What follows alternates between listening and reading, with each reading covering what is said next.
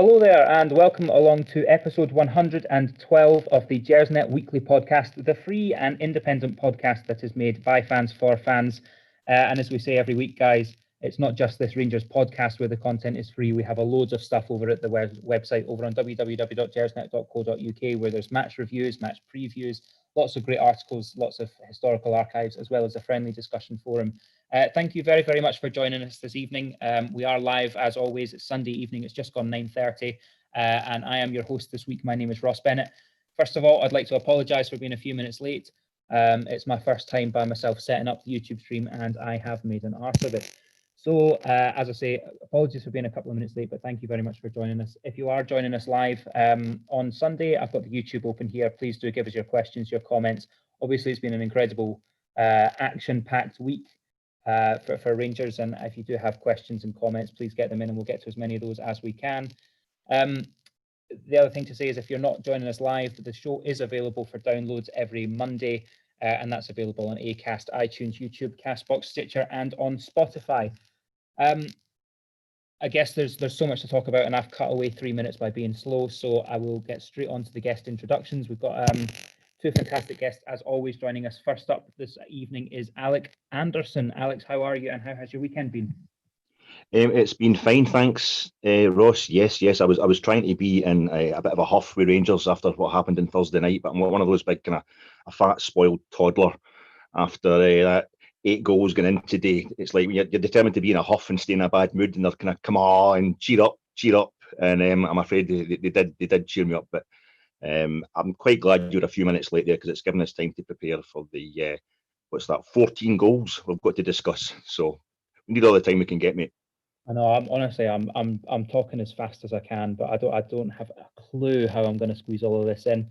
It's as you say, because you wanted to be in a huff with Rangers, and after today's performance, you can't manage. I remember the last show that I hosted for the pod was just after we beat Celtic, and there was a comment saying that I was too negative. So for all the listeners out there, please rest assured, I have no reason to be negative with today's game and today's result. This is going to be a bastion of positivity. And who else to join us in a bastion of positivity but one of the OGs of the podcast, David Fraser. David, how are you? I'm well, thanks, Ross. How are yourself? I am very good. How did you enjoy your weekend? Oh, I enjoyed it immensely after today's viewing, evening to Alec, evening to all the listeners out in Rangers land. So it was very, very good. As Alec's saying there, it would have been easy to be slightly deflated after Thursday night's snatching a draw from the jaws of victory, but the performance today more than made up for that, I would say. And David, would you say that there's any difference in the level of quality of opposition between Benfica and Hamilton? Very droll, Ross, very droll.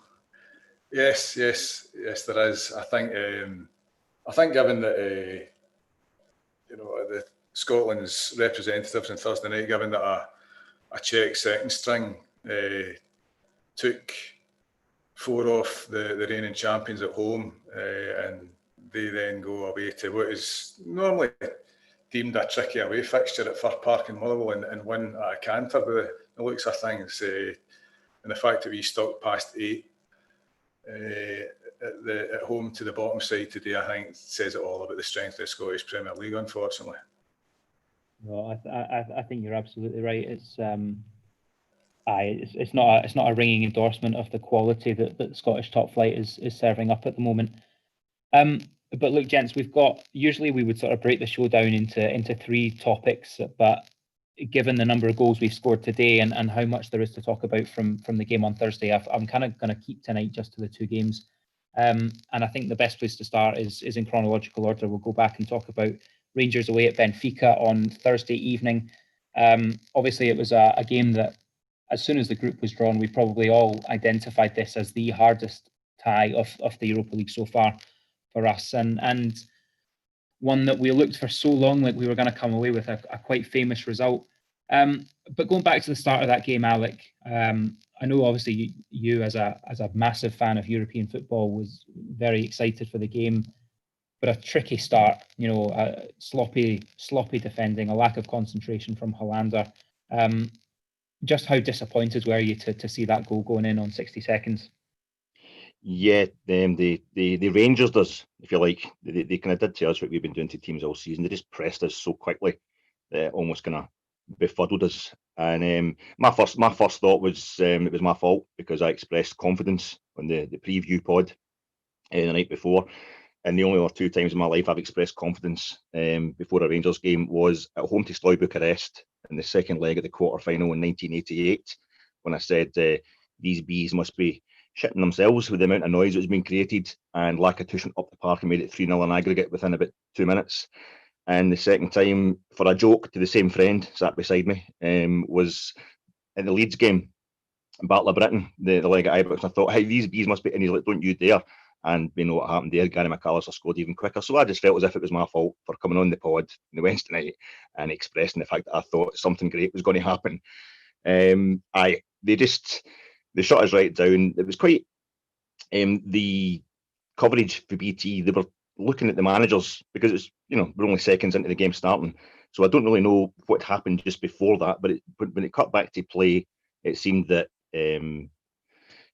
Big Phil could have been given the ball to Davis, who was a lot kind of more central. Stevie did a lot more room, and obviously he's better at taking the ball to feet, turning and playing up the park. He seemed to give Barisic a bit of a hospital pass, but then it goes back to Borna gives it back to him, and Pizzi has kind of shut down Hollander. He's got it away. It's not been any way convincing. It's spooned up in the air. And I think the fact that it then falls to Rafa Silva, who's a cracking little player, the fact that it's just in the box, it's just inside the box, I think that stops Phil going right through him. And also the guy's got, in fairness to Phil, the guy has got a tremendous touch, Silva. Hollander then has another chance to foul him, but he doesn't. He obviously doesn't get himself sent off or give away a penalty first thing, but maybe he should have. And it goes, and it was pretty gutting. Probably the last kind of way that you'd want to start such a game, like I say, that definitely earmarked as the hardest tie of the group stage.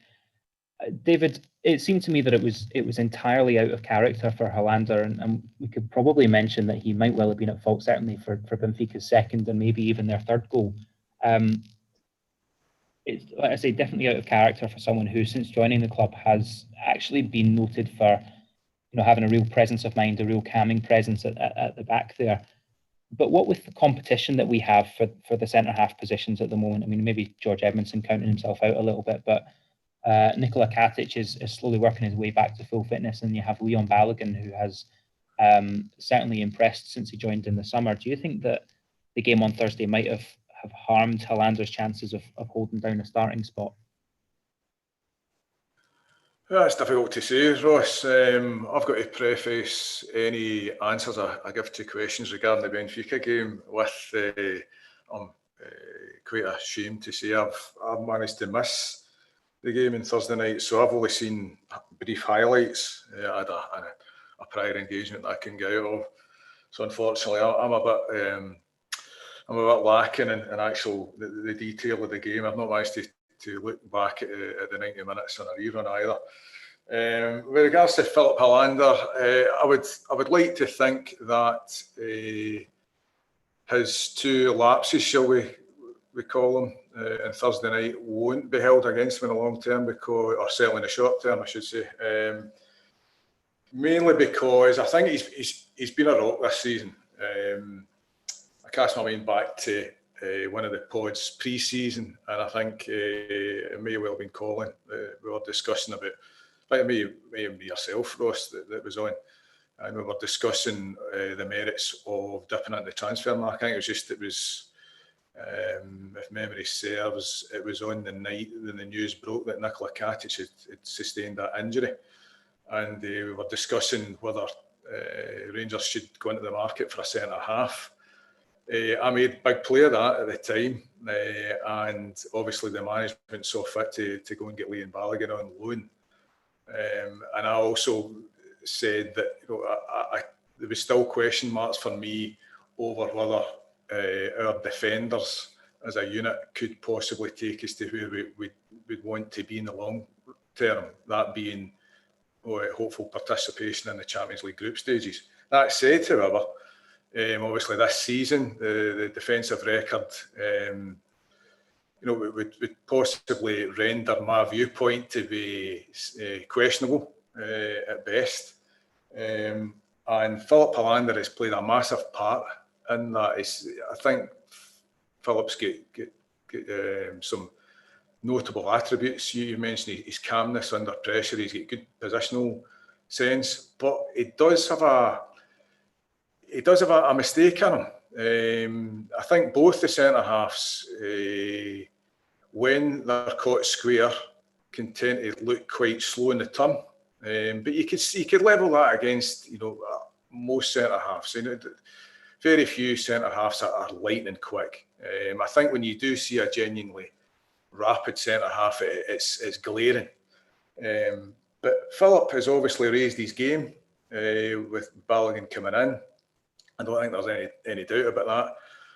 Conor Golson's obviously earmarked as one of the manager's leaders on the pitch, and I don't see his position being under threat. But to try and come to the point, I don't think that this season anyway, with regards to hopefully continued participation in the Europa League and going forward in the league and the cups in Scotland, I don't think that his performance the other night would necessarily detract from his long-term position in the starting lineup. I agree with you, David. I think the impact of having competition in every position has made players raise their game. We've seen the benefits of that up front with the number of goals that are being scored. But I think in the centre half position, we now have, when they're fully fit, 5 centre halves that I think could all be trusted to certainly do a job against the 90% of the opposition that Rangers would come up against. David, I'll stay with you for the next question. Going back to the Benfica game, I think it's probably fair to say that the game turned on the red card for the Benfica centre half. Ryan Kent obviously played through, gets in behind, takes a touch, one-on-one with the keeper, takes a touch from the centre half who gets himself sent off. There's kind of been an inevitable and very, very predictable reaction from large sections of the internet saying that it was a very soft red card, that Kent dived and that we were wholly unwarranted in getting that red card. What was your immediate reaction to that? Well, when I did manage to free myself up to get on the phone to my dad, I actually phoned him to get a blow-by-blow account of the game. He said that he thought that the red card was harsh on Nicholas Otamendi, and having seen it back, I thought it was one of those ones where you when you see it in slow motion, you could deem it to be harsh. I think Otamendi's a cute defender. He's obviously played in England for a number of years, and he's quite fly at trying to make challenges look innocuous. That said, though, I think the referee clearly obviously thought it was a goal-scoring opportunity and saw fit to award a red card to Otamendi. Without sitting on the fence too much here, I think it's one of those ones, if you're at the receiving end of it, you'd possibly say that was harsh. But if you give the referee a decision to make, depending on the referee's viewpoint, you always run the risk of falling foul of a card. With regards to Ryan Kent, casting aspersions over to whether he was dishonest and went down, I don't see Kent diving at all there. I think that if anything, that there was maybe a coming together of legs and it was innocuous. That said, though, I do stick by that. I think Otamendi was quite cute. But that maybe just be my prejudice, having watched him play for Man City for a number of years, coming to the fore there. But I don't think you can legitimately say that Ryan Kent tried to get a man sent off by diving. No, I completely agree. I think it was, it wasn't a huge amount of contact, but I think there was contact. I think it was a clear goal-scoring opportunity, and there certainly wasn't any attempt in that move by Otamendi to get to the ball. So for me, and I'll certainly be keen to hear what people think in the comments, but for me, that was that was one that probably does meet the criteria for a red card in today's game. Now, Alec, as I say, there was an incredible turnaround after the red card, and whilst we could probably spend the next hour analysing every moment from that game, let's jump ahead to the second goal. Rangers get back on level terms through an own goal, but go ahead following a goal from Kamara. Now, what strikes me about this goal, and we're not saying this for the first time this season, is the incredible team play in the build-up. The way that the move starts with some really close quarters triangles, working the ball, building out from the back, breaks to Morelos, who then sprays a wonderful 25-yard pass across the pitch over to Kamara. Kamara does well. There's a kind of decoy run from Barisic, which opens up the Benfica defence. Kamara cuts inside and then tucks one in at the near post. Alec, talk me through what it meant to you watching us take the lead against Benfica with such a quality goal. It's one of those ones where you're shouting, you go beyond actually cheering. You're actually shouting so hard that you don't make any noise. You almost choke yourself. You're doing that. You suddenly understand why you see all these kind of South American players who seem to be like their faces about to explode when they're celebrating a goal, because that's exactly how I felt when I watched that. It's like they'd seen the Galatasaray goal back to themselves, the one we took from one end of the pitch to the other, and they thought we can go further. We can actually take this. It's almost like Ryan Jack when they dispossessed Tavares. It's like he was saying, "How far back can I go?" He was just kind of dragging the ball back. Oh, that's the touchline, right? This is going to be a great counter attack. We're actually going to take this from our own goal line. And it was just a thing of absolute beauty. And you're watching it, your mouth's hanging open, and you know we have that in us now. But your mouth's getting further and further open because you're thinking we're going to score here. And it was like a 1, 2, 3, 4 between Arabo and Morelos up the touchline, and the ball that Alfie sends across, just the way he stops his hips and just kind of stops his feet almost to kind of just look at the ball he's sent gliding across to Glenn Kamara, who just takes it in his stride. And it was you're just watching the ball hit the back of the net, you're thinking, yeah, this has happened. This has actually happened. This is Benfica. This is the Stadio de Luz, and we have just scored a goal that probably hasn't been scored here since the days Real Madrid were going to the original Stadio de Luz over the other side. Pele played there in the first the World Club Championships, the old Intercontinental Cups, and you're thinking we've scored a goal that is fit for this stadium. But as you say, we've been doing it. We've been doing this since day one under Stevie G, especially in Europe. You think about the goal we scored in Porto last year.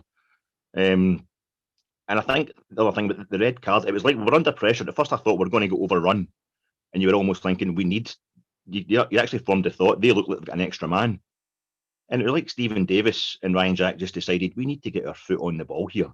We need to just start setting the Rangers tempo, the Rangers rhythm. And they did that in their own box with Benfica attackers all over them. It was just bravery like I've never seen. And they got it going, and eventually Stevie D hits this ball over the top, which just immediately takes Otamendi out the game. And Dave was absolutely spot on. The guy knew what he's doing, and there's no way Ryan Kent was diving. I think we'd have had the same amount of people on the internet telling Ryan Kent he was naive not to dive or not to go down if he'd been able to carry on. But he was definitely fouled. And straight away, that's it. The game's ours. And you're then worried, are they going to get to bed in before we get a chance to take advantage? Are they going to get settled in at home with 10 men behind the ball and we're struggling? But we just decimated them straight away. I mean, I think we scored 4 or 5 minutes after the red card, and then it was 88 seconds afterwards that we get that other goal, and it was a statement goal. And I think that's why, I mean, I'm being facetious saying I'm in a huff with Rangers, I'm not in a huff with Rangers. I'm just devastated that they didn't get the result that properly kind of frames and contextualises what was one of your greatest performances ever. I'm actually reminded of the game when we played Lyon in the Champions League. We beat them 3-0 away from home. I don't know how many Celtic fans I've actually mentioned that result to, and before I've actually finished the sentence, they say, I bet they beat you 3-0 at Ibrox. It's been kind of taken away, before you've had a chance to properly enjoy it. And we might yet do Benfica at Ibrox, but to actually have a chance to win over there, I'm not angry with Rangers. I'm certainly not angry with Rangers' development under Steven Gerrard. I think he's been working miracles. It's just I wanted it for the players and for the fans because we all deserve it to have a statement result like that. But I think we just need to content ourselves with a statement performance, and that second goal just summed it up, and then how we played thereafter to be dominating. I was actually having trouble believing I was seeing it was like a dream come true. And I think that's what made it so bitter. If we had come back from 3-1 down to draw 3 each, if we had, even given away a 2-goal lead against 11 Benfica players, but it's just to actually have it in your grasp and to taste it and to think we're going to beat Benfica at the Stadium of Light, and it didn't actually happen. That was a major disappointment. But the football was scintillating, Ross. Well, Alec, Mr. Gerrard said that it was some of the best football he's seen in his time at Rangers. I mean, from your summary there, it seems like you agree with what he's saying. Oh yeah. It was just, I think it was just to be dominating. I mean, I can't help. I know, like yourself and Colin, that have been quite kind to me in the past, calling me a connoisseur of European football, which is the nicest C word I've been called in Rangers Twitter. But I'm basically just fixated with us, winning the European Cup. And until such times as we can win the European Cup, I think beating clubs who have is one of the things. And I think it's only twice we've actually won on the home ground of a club who's won the European Cup or Champions League. Obviously, there's a third one that we win. They win in their ground all the time now, one in Glasgow. But that's what it deserved the other night. This was, until such times as we're champions of Europe, to go and give to what we do against the 22 clubs who have been champions of Europe, really it's a massive thing to me. I think it's a massive thing to most Rangers fans. But to see us going out there the other night, and it was the triangular passes, the Stevie Davis bisecting their, kind of fullback and centre halves with these wee balls through, and then he's sitting deep and he's hitting these long gliding passes. The movement for everybody. Even just, I woke up at 2:00 in the morning, the day of the game, the Thursday morning, thinking he's going to play 3 at the back.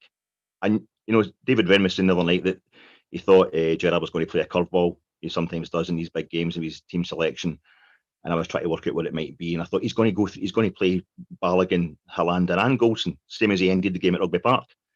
But what he does was he plays, Glenn Kamara, Ryan Jack, and Stephen Davis. And you're thinking, yeah, genius, because this Benfica team play 3 up front and have a possibility to overrun you. Started off, really badly, but that would just become part of it. The fact that we'd been a goal down, on a minute exactly, to then come back and dominate, and not in a kind of grinding, physical way, but just dominating with beautiful play, just like Latin style play. We looked like a continental club, looked like a continental side, and I've never been prouder of us. And all I tweeted when it was, I tweeted at half time, we need to get a third goal. And then when we got that third goal, I just started tweeting, is it greedy to want a fourth? Because I knew that we needed that kind of insurance, just so we could enjoy it, so the players could enjoy it. And as I say, it wasn't just because we were doing well and holding our own at Benfica. It was because we were playing blissful football. And it's just an absolute shame that it will be remembered as a draw. When really it was one of the most amazing performances I've ever seen from Rangers in Europe. Yeah, I think that's an excellent summary. And as you say, a connoisseur of European football. If anyone listening has any other words for Alex beginning with C, please do leave them in the comments. We'll read out the best ones at the end of the show. David, the third goal for Rangers came from the familiar boot of Alfredo Morelos, and that's taken him to surpass Ali McCoist's European goal record for the club. There's been a lot of comparisons between Morelos and McCoist over the last couple of weeks, as it's looked, inevitable that he would break this record. And we've been, it's been easily pointed out that McCoist scored his European goals against superior competition, and in a better tournament, and most of his goals were in the European Cup or in the Champions League as opposed to the UEFA Cup or the Europa League. Is it fair for us as fans, or even for the media, to compare players like Morelos and McCoist, or should we just appreciate the fact that we have someone who is scoring barrel loads of goals against the European opposition that he's up against? Is it fair? I don't think you can compare the two. I think you're comparing apples with oranges, Ross. I think, obviously, leaving aside the fact that times are very much different, and the obvious discrepancies between the competitions that both players played in. If memory serves me correctly, Ali McCoy scored 3 goals in the UEFA Cup. I think he scored. I can remember him scoring against Bohemians. He scored against Elvis Tampere at Ibrox in the night where Cooper ran amok and Robert Fleck scored a hat-trick. And I think he scored in the next round against Boavista. The rest of his goals came in the old European Cup, and he obviously scored a couple of goals, if memory serves, against Grasshoppers in the European Cup after he'd suffered that leg break against playing for Scotland against Portugal in Lisbon. So it's an interesting debate. You can kick about opinions about the relative merits and strengths of both competitions. I mean, there's an argument where you could say that teams playing in the bigger leagues, whether they be from positions 4 to 6 or 7, say, and the dropouts from the Champions League qualifying could be perceived to be stronger or every bit as strong as the early rounds of the old European Cup, when you had the kind of your also-rans and your minnow nations. You only cast your mind back with the Vallettas of Malta and whatnot. We would play in the early rounds of the Europa Cup, the European Cup, before they were knocked out in the days before the Champions League. So it's difficult to compare the two. That said, though, to get back to the players and obviously the man that's of the moment, Alfie's record is tremendous. Correct me if I'm wrong here. Am I right in saying that it's 22 goals in 37 or 38 appearances in Europe for Rangers, which those goal scoring exploits are tremendous. You say, well, you should temper that. He scored against St Joseph's and Lincoln Red Imps and some lesser lights in Europe. Yeah, taking that into account, he still scored big goals against certainly Porto. His goal against Rapid Vienna in Stevie's first season, that played a big part. So his 2 goals at certainly Ibrox, that played a big part in giving Rangers back to the fans. Everyone that came away from Ibrox that night, I can remember coming back and speaking to the guys, family members and friends that go to the game with us. We all collectively felt that Rangers we were back. After the previous season's debacle against Progress, that went a long way to restoring our pride, and Alfie played a major part in that.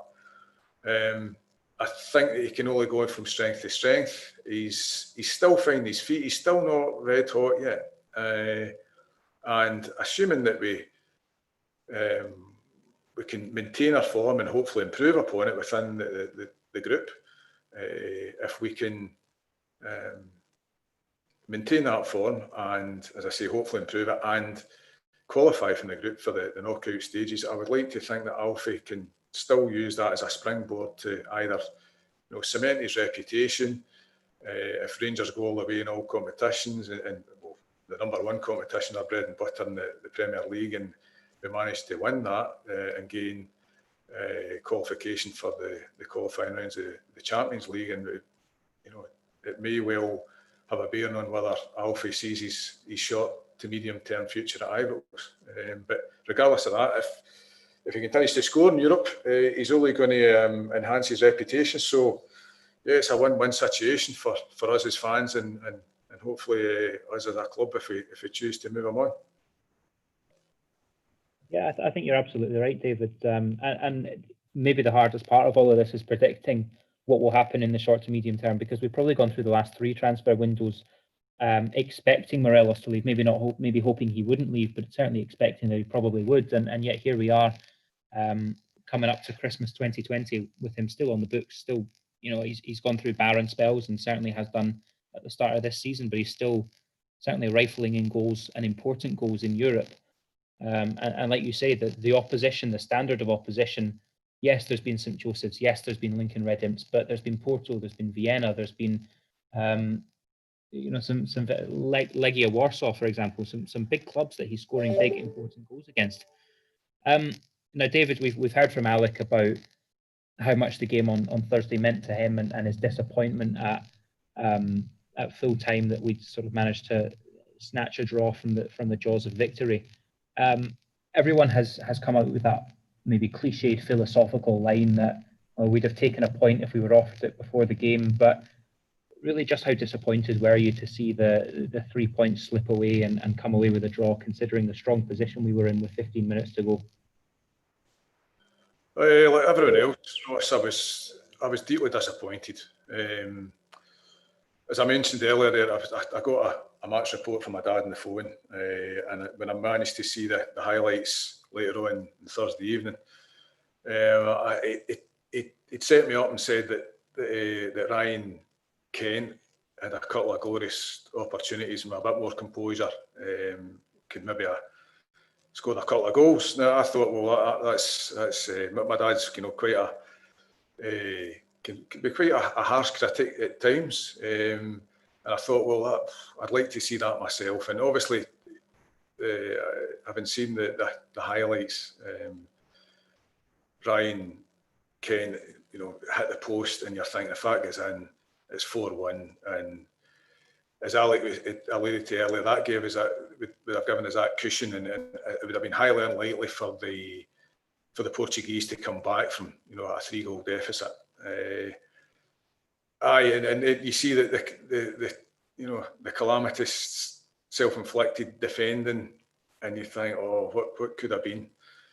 And I concur wholeheartedly with Alec waxing lyrical about some of the passing movements. I mean, Rangers play some excellent football. I said in previous pods that Rangers look like a well-coached side. They proved that beyond doubt against Galatasaray.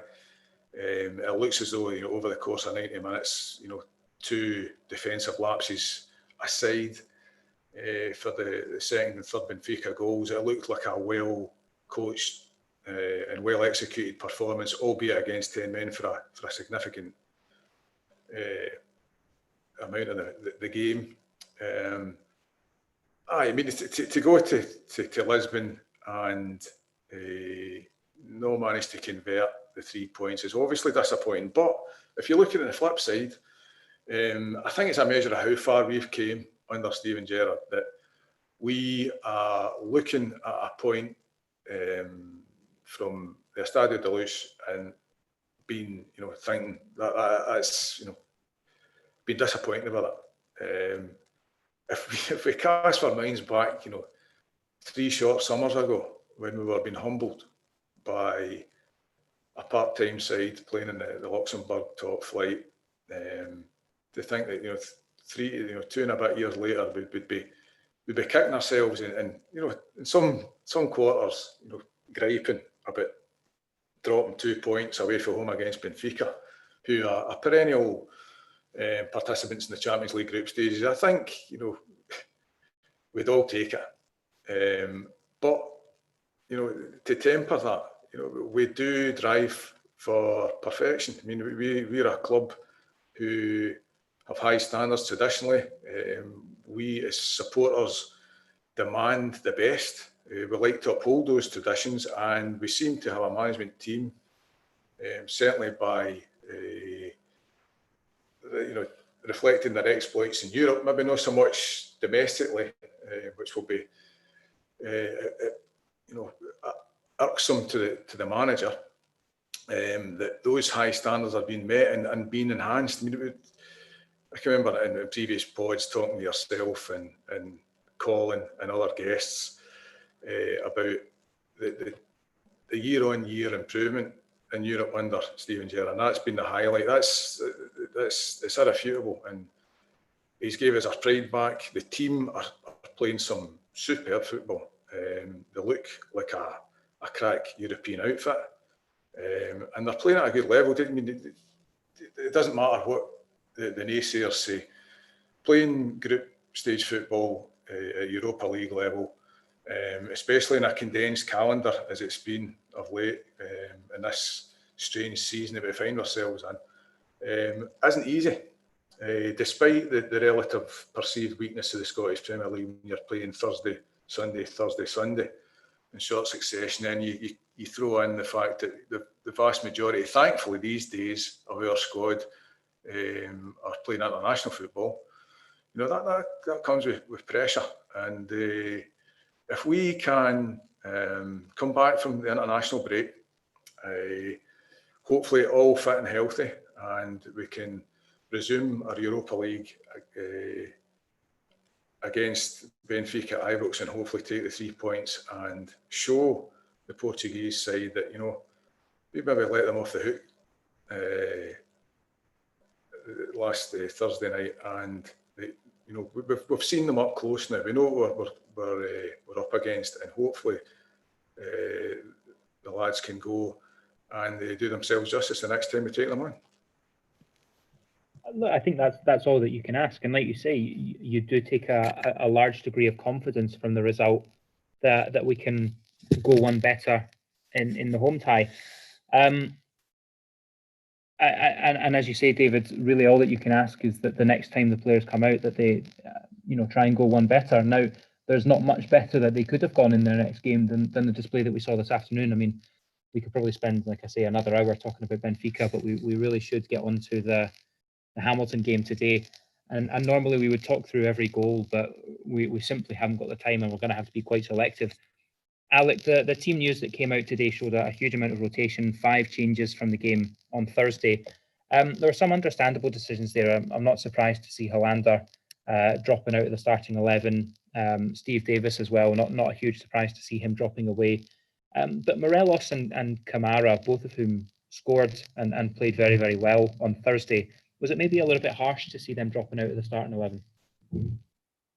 Maybe at face value, yes. I'm just wondering. He seemed to be Stevie G seemed to be very, very kind of cognizant of the international duties coming up today, getting Barisic off as soon as he could. Getting Ryan Jack off, and I think maybe I'm not sure about Colombia's schedule. I'm assuming Glenn Kamara's playing for Finland. I don't know if he just thought that was part of it. I'm sure he's not punishing anybody for the performance on Thursday. I think we don't have time to go back to Benfica, as you say, but I think when we look back at the 2 goals we conceded in the second half, Big Hollander's actually done really well to push the guy out, push Nunez out wide, because he's out of position. He's actually over on Goldson's side of the park with the second goal we conceded, the first one in the second half, and in the equaliser. Sorry, before that, in that second goal, I mean, the whole midfield is standing watching a dead ball. Just like not getting in front of the ball. I don't think he was in any way completely to blame, and I think maybe just the way the goals have gone in, it's just he looks more culpable than anybody else. But if we're going to be blaming anybody, and I don't like the word blame, it's just more about ironing out blips. I don't think there's any kind of chance of any players that played on Thursday being punished today by non-selection. I just thought it just showed our squad rotation at its best, and I think you're in a situation where you're looking at how can you come back? How can you show that game hasn't affected you when you're playing the team at the bottom of the league? It's almost like, well, Hamilton's a free hit. You're not actually going to show that there's no hangover from Benfica simply by beating a Hamilton team that hasn't played in 3 weeks. But as David said, spot on at the beginning there. We know what a team that's not playing domestically can do from what happened in Glasgow in another Europa League game on Thursday night. And Rangers just went out there, and I think you've got to compare it to the last kind of European League combination when we had a fantastic result, when we played brilliantly in Liège, and you're worried that the Livingston game is going to be kind of after the Lord Mayor's show. There's going to be that aspect where we've been in such a high and put so much emotion into a game and done so well that they're going to kind of take their eye off the ball. They've scored 2 goals in the first 16 minutes and the game's done. And that was a reaction to Celtic dropping points earlier that day. So today you had the converse of that. You had the European game had ended disappointingly, and Celtic had made a wee bit of a statement themselves before we kicked off today. and you're wondering, right, this is a different kind of scenario, slightly different. We're going to have to show that, we're ready to go here. We can react to slight setbacks as well, a slight bit of pressure being put on us. And we didn't score in the first 16 minutes, but I think we scored in the 17th minute, 18th and the 19th, and you're 4-0 up at half time. There was a lot of talk today. They're talking about how they said go out and treat the second half as if it's 0-0. We hear that all the time. It's easy to say that. And also you have all the substitutions, which usually kill the pace of a game as well. But they go and score another 4 in the second half and frankly look capable of scoring 10, 12. I thought to actually manage to get a reaction to giving up 2 goals in the Stadium of Light out of a game against Hamilton was fantastic. And as David says, when we think about where we were a few years ago, it's like night and day. We're now at a situation. I think that half the problem with Thursday night is that we haven't won a cup. We always thought the road back to 55 was going to be kind of garlanded with, a wee League Cup here and a wee Scottish Cup there, but it's just not in the Rangers' DNA.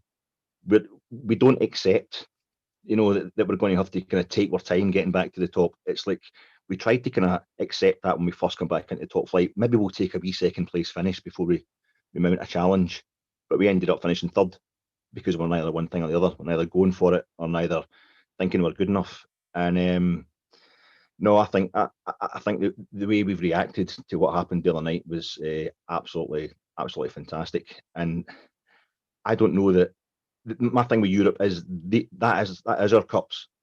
What we've been doing in Europe, these games against beating Porto, beating Legia Warsaw, even just to be playing Benfica in the Stadium of Light with 100% record from our first 2 group games. These are like where we cup finals. These are our bonuses that sustain us until the moment we actually win 55. And I thought to be doing that and also to be top of the league and then to be making that statement today, we're more than on the right track. It was really exciting.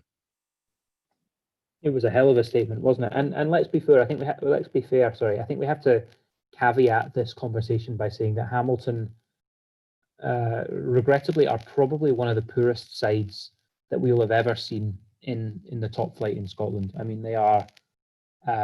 They've hung on for a while, somehow kind of clinging to their Premiership status for a few years now. But I'll be very, very surprised if they do stay up this season. And a lot of their fans very unhappy with the state of the play with their managerial squad, their managerial side, and it's it's certainly not the stiffest of opposition that we'll ever come up against. But David, we've put 8 goals past them, which is the first time that we've scored 8 goals in the league, I think, in my lifetime, which is quite remarkable, really. 8 goals put past Hamilton today, with a side that I don't think many people would argue that was our strongest 11. I mean, it would be hard to envisage our strongest 11 not containing Alan McGregor and not containing Alfredo Morelos before you start having arguments about who you put in the midfield. What does that tell you about the squad depth that we have at the squad at the moment? I think the squad depth speaks for itself, Ross. What has impressed me this season, and it's something that we have spoke about at length ever since the Gersnet podcast kicked off. We've often bemoaned the lack of mentality about the Rangers squad in terms of coming up short.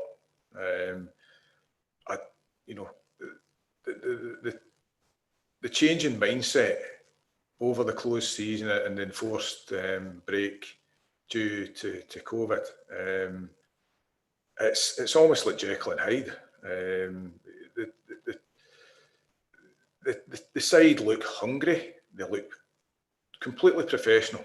The mentality's there, and you can see step changes in so many players. It helps, obviously, that we've got a relatively clean bill of health in terms of the squad, but the way we're going about our business, I'm really enthusiastic about our chances this season. It definitely feels different. We've come back from tricky games in Europe, and we've put in thoroughly professional performances to secure the points. And more often than not, we've kept a clean sheet in the league. So I think that transformation has been remarkable. A lot of that's down to the management, obviously. a lot of it's down to the fact that the group of players, the core group, have been together for a significant period of time. They've obviously getting the message through, and it's almost like, you know, they can do it. You know, it's part of, you know, like, you know, it's almost a learned behaviour. It's you know, it's second nature almost in terms of the expectation, the level of performance. The guys are fit. There's players on the side that their availability of selection sticks out like a sore thumb. Connor Golson being one of it, the captain. I mean, the guy is a machine. He keeps himself fit. He must be an actually fit lad. He keeps himself out of bother. He doesn't. He doesn't go into tackles in a you know, a manner which could potentially injure himself, or, you know, it's just his overall management of his body is exemplary in the Rangers squad. Now, I'm not going overboard there. I think he is this season definitely leading by example, and any question marks that a lot of the support had over his suitability for the captain's armband surely must be dispelled with his performances this season. And, you know, as I've mentioned there previously, you know, a lot of that will be down to the coaching staff and the management, but you can't take away from the players themselves, and that is throughout the squad. I mean, you could go through, you know, the back line picks itself. You know, obviously it's, you know, the regular starters, a few dropped out today. And it's a great place to be in. The midfield, I mean, you've got Stephen Davis. Looks as if he's born again. He's obviously, Stevie's a class player. There was obviously question marks over how long he could go, how many games he could play a week, and obviously the manager spelled him today. Glenn Kamara has been awesome, and I don't use that word lightly. His level of improvement and his assuredness in that midfield has been a joy to behold. You can tell by how he carries himself that he believes now that he should be in that Rangers side. Scott Arfield has been excellent. The signings have been decent. They're obviously not up to 100% sharpness and up to speed yet, but as we've seen latterly, Kamara Roof's getting there. Obviously, you know, chipped on a wonder goal in Belgium. Another solid performance today. And you know, what players that we would have deemed to be surplus to requirements, like Brandon Barker, come in and chip in and with reasonable performances and the odd goal here and there. So the squad are accepting the responsibility of being Rangers players. They are keeping themselves fit. They are playing to a level, and they are playing to a level consistently. And when you're doing all these things in tandem, then you've got half a chance. And as we're borne out by results, I mean, that's our 20th game of the season, 17 victories, 3 draws. We've conceded 7 goals, and we've scored a barrel. I think we've scored over 50 goals. I mean, those statistics speak for themselves, and a long way to continue. There's an interesting comment here on the YouTube stream, David, from Mark, who's suggesting that a difference this season is the fact that Gerrard has had time with the players, whereas in the last 2 seasons, Gerrard has had the players together for about 5 minutes before being thrown into that first qualifier for the Europa League. Do you think that the extra time that, you know, as a result really of COVID and the league shutdown that we had, the players get an extra time in a sort of more elongated pre-season? Are we reaping the benefits of that now? It's difficult to comment on if you're not on the inside, but I would tend to think that that probably has had a bearing on the season so far. But you know, the back line have been together now for 2 and a bit seasons. Sorry, I beg your pardon. Connor Golson, James Tavernier, and Alan McGregor have been there for 2 seasons. Philip Hollander's there a season and a half, and you could possibly say Barisic has been there a season and a half, because his first season he was He wasn't fully settled.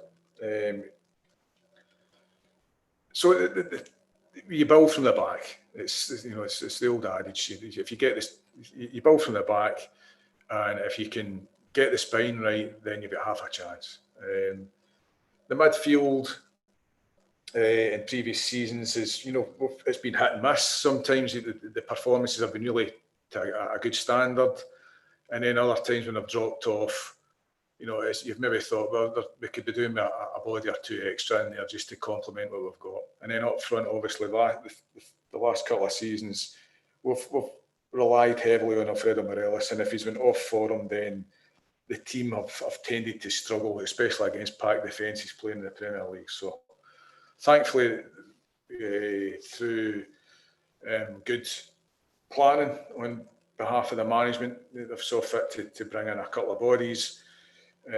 One is obviously earmarked for the future, one who can play a number of roles within the system, i.e. Kamara Roof, and that seems to have helped in relieving that burden that we've placed on Alfie's shoulders over the last couple of seasons.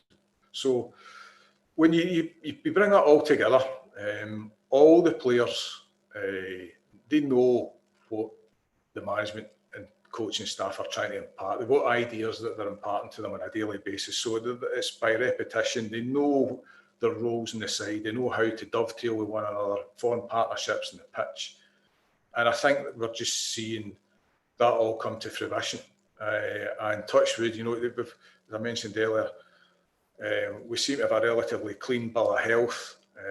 Our fitness levels are excellent. I mean, today, I know I temper this, what I'm about to say, with the fact that we're playing against a side that are bottom of the table, have not kicked a ball in 2.5 weeks, suffered a number of injuries, and I've pitched in young lads, the very nice strike of blood, young lads, and get them to play in, to use a cliche, in inverted commas, the correct manner. And our fitness, we were still looking lively in the 92nd minute today. That speaks volumes. And that all coming together, whether it's classroom work at Auchenhowie and conveying ideas and scenarios and just general coaching and preparation work, is obviously coming to fruition. And long may it continue, because Rangers, whilst we have no absolute superstars, we've got a number of very, very good players, and we've got a number of good players, up and coming players. I mean, you look at Calvin Bassett today come into the side. Now again, I temper what I'm about to say with the fact that it's against a side that are clearly struggling. But Calvin Bassett came into the side today and didn't look out of place, and didn't look as if he was upsetting the rhythm of the side. And I think that was one of the big things for me today. The professionalism, the fitness, the seamlessness of rotation with the players. They just all seem to be on the page, and they seem to be focused. And I'm going to throw a curveball in here. I think that the fact that there's no fans at Ibrox especially is playing a big part in allowing the players to focus on the job at hand. And it's very easy to get distracted with outside influences of the support in the grounds. Some players, as I've said in previous pods, some players react to it positively, some find that a burden, and it's trying to just get that sweet spot from a management point of view and a coach's point of view in terms of tactics and deploying a personnel. But whatever's happening, whether it's preparation of an extended close season through extenuating circumstances, whatever is happening, it seems that we've just got the right blend just now. And as I keep saying, I don't want to tempt fate here. Long may it continue, Ross, because if it continues in the current manner, I think come May we should and could be in a good place. No, you're absolutely right. You've mentioned some of the recruitment there. I think recruitment is another area that's kind of led to the success that we're showing so far this season. I think a lot of congratulations have to go to Andy Scolding and to Ross Wilson for the work that they've done in that area. You mentioned Calvin Bassey. Every time he's come on, I think Calvin Bassey looks excellent. I think he looks like a real threat, but he looks solid defensively. The kid's not even 21 years old yet, so these players have real futures ahead of them.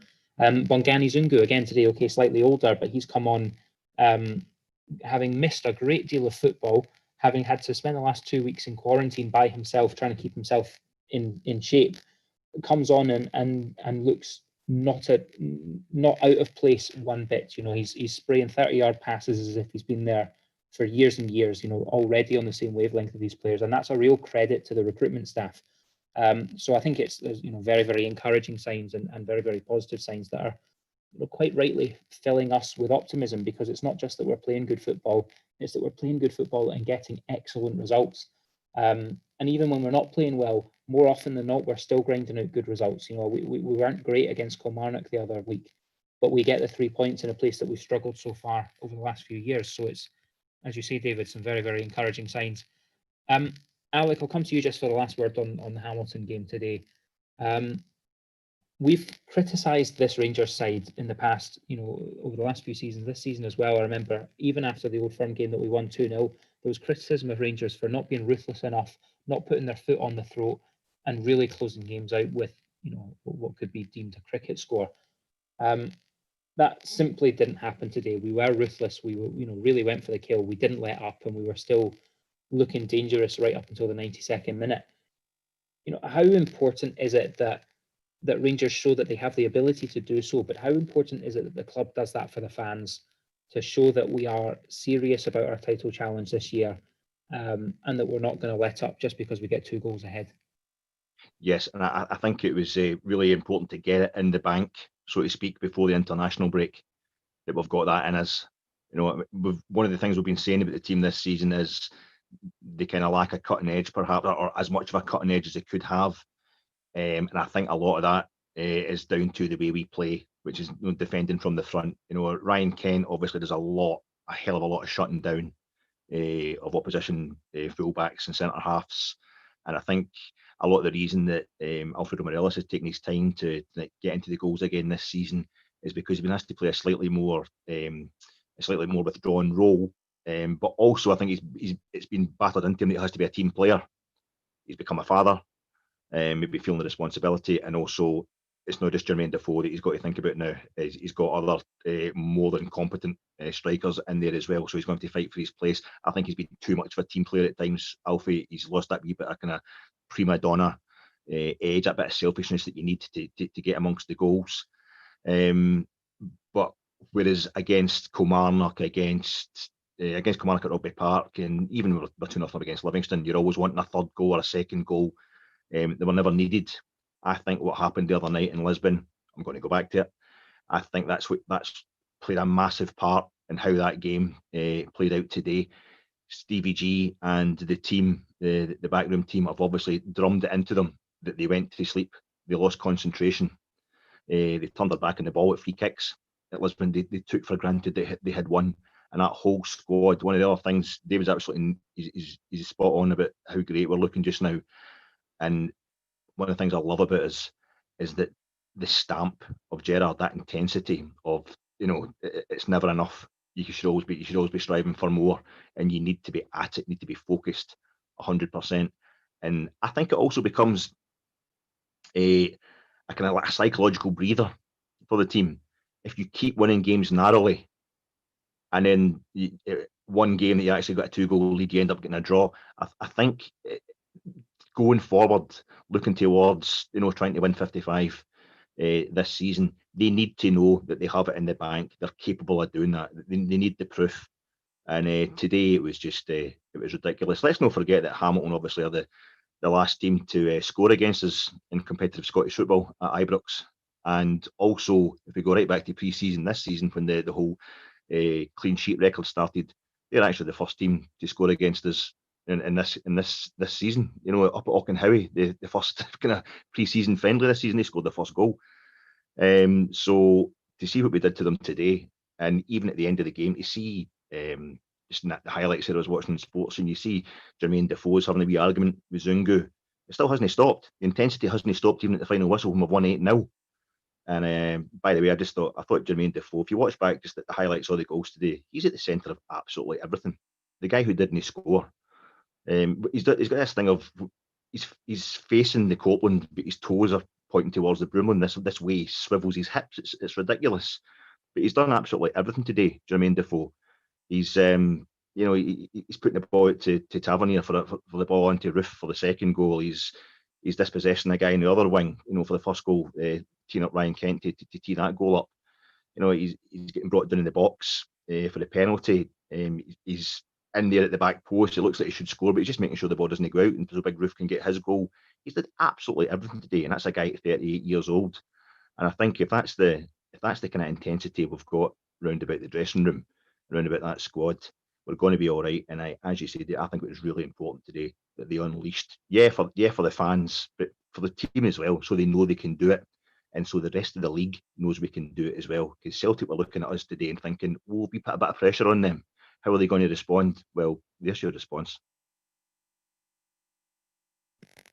We've talked a wee bit tonight about statements and making a statement. And there's possibly no better time to make a statement than going into an international break. And like you say, Alec, it was very, very important for the players themselves to know that they can do this. Because the next time that we're facing a stuffy defensive unit that's sitting 5 at the back and doubling up on fullbacks and all the rest of it, we can use this result to show we can really, really put teams to bed. We have goals coming from all over the pitch. We had 2 goals scored by scored by a fullback today. The fullback who is the top scorer in the league. It's quite remarkable the way that goals are coming from everywhere in this team, which was a criticism of the squad last year, was that we over-relied on Alfredo Morelos. That simply isn't happening anymore. So, today was a real statement that you put us under pressure. We can respond to that, regardless of the fact that it's coming after a disappointing result at a tough place to go in Europe. It's days like these that you see what the club is, the character is really, really made of. And I think today the club have really passed a difficult test with flying colours. It's frustrating now that we go into the Europe the international break. We wouldn't want to drop momentum, but you look at the results that we've had this season, and there seems to be a real growing belief, a real growing confidence that everything is starting to click. The mentality issues that we've had over the past have been worked out. There's consistency, there's trust, there's people understanding their roles within the setup. The tactics are spot on. The team has been well drilled. They understand where they're meant to be, and everything is really, really coming together. And look, it's not every week that we're going to put 8 goals past an opposition. It's not every week that we're going to put 3 goals past an opposition. And we shouldn't come to expect that. We shouldn't come to expect that we'll put multiple, 5, 6, 7 goals past weaker opposition just because we did it today. But today is a real sign to not only to the rest of this league, but to Europe. We are a real force to be reckoned with. You look at our results across Europe over the last couple of seasons. We are a really, really strong side domestically and continentally at the moment. And as David says, long may it continue. Gents, we have tipped over the hour. So thank you very, very much, everyone who's still listening, for staying with us. And again, I'm sorry that we started a couple of minutes late this evening. That probably is all that we have time for. As I say, we could have gone for hours talking about those 2 games today. I'd like to say a massive thank you to Alec and to David for giving up their Sunday evenings to come and join me and to talk about Rangers with me. It's always an absolute pleasure. The show will be back next week. There's no Rangers throughout the week, but there is an international fixture where we'll be checking in on the progress of John McLaughlin and Ryan Jack for the Scotland squad, as well as the other players who have gone away for international duty. So please do tune in the same time, same place next week.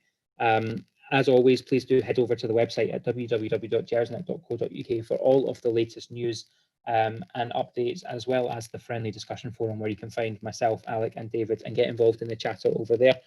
As we're saying every week during the COVID times, please do look after each other. Please do stay safe. And thank you very, very much for listening. Have a great week.